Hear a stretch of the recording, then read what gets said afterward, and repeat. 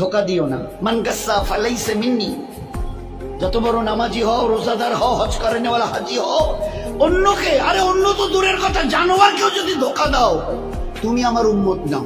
মান গাসসা, গাসসা মানে ধোকা, ফালাইসা মিন্নি, তুমি আমার উম্মত নাও। অন্যকে হতে পারো, আমার উম্মত হবে, মুসলমান হবে, আর অন্যকে ধোকা দেবে। এক লোক হজের সফরে যাচ্ছে, তিনিও বড় আল্লাহওয়ালা। যেতে যেতে শুনলেন এই গ্রামে নাকি একজন বড় আল্লাহওয়ালা আছে। আচ্ছা, তো তার শিষ্য সাগরিদরা বললো, হযরত এখানে শুনছি একজন বড় আল্লাহওয়ালা আছে, তো অন্তত তার একটু দেখা করে দোয়া নিয়ে যাই। হ্যাঁ, ভালো বলেছে, চলো যাই।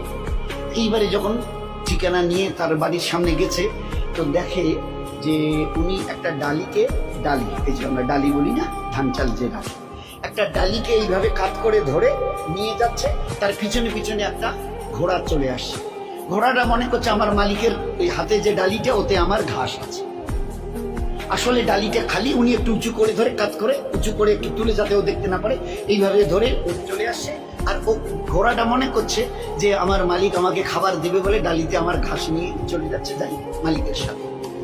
এই দৃশ্য দেখার পরে ওই আল্লাহওয়ালা যিনি তার দলবল নিয়ে হজে যাচ্ছিলেন বলছেন, ভাই আমার জিয়ারত হয়ে গেছে, চলো যাই, চলো যাই। বলছে, কেন হুজুর, এখন তার কাছে গেলাম না, সালাম মুসাফা হলো না, দোয়ার কথা বললেন না, আপনি বললেন আমার জিয়ারত হয়ে গেছে। এবারে তিনি উত্তর দিয়েছেন, যে মানুষ চোখের সামনে একটা জানোয়ারকে দেখে ধোকা দিতে পারে, সে মানুষ লক্ষ কোটি দূরে যে আল্লাহ আরশ আযীমের মালিক, তা কিন্তু জীবনে কোনোদিন দেখেনি। তার পক্ষে তাকে ধোকা দেওয়া কোনো কঠিন নয়, বড় সহজ।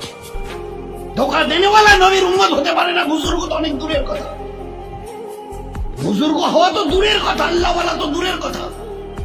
মুসলমান হবে না সে, যে একটা জানোয়ারকে ধোকা দেয়। কি করে খালি ডালি নিয়ে যাচ্ছে, আর তার ঘোড়াটা মনে করছে আমার মালিক আমাকে ঘাস দেবে, ওই ডালি দেবে, ঘাস ভরা আছে, আমি যাই যাই যাই। চোখের সামনে দেখেছি জানোয়ারকে ধোকা দিতে পারে, না দেখা আল্লাহকে সে না জানি কতটা ধোকা দিয়েছে। জীবন কিভাবে তৈরি করা হয়েছে।